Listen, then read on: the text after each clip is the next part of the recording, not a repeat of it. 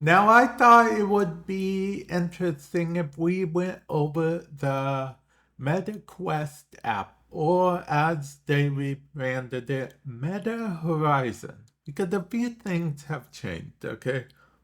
First of all, this is, if you click the middle thing right here, this is, you see your name at the top there, and then if you scroll down, you can see all of your recent apps that you have played and installed and whatnot.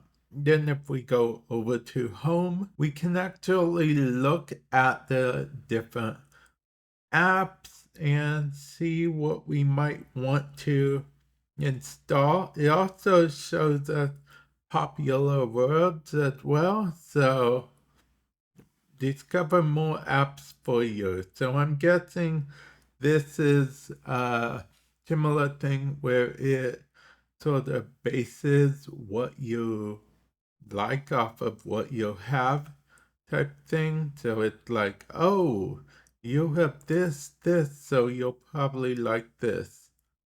And then these are trending free apps. And then, trending events, popular words, newly released words, multiplayer apps, and yeah, it seems like we have Hot Ones world. That seems pretty interesting. And then I assume here we can just search for what we want.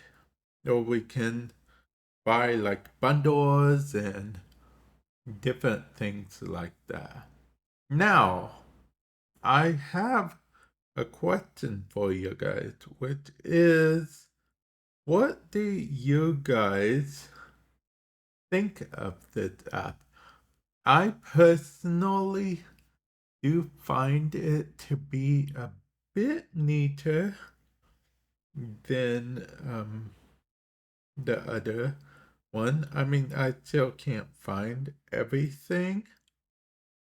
Let's try going to menu here.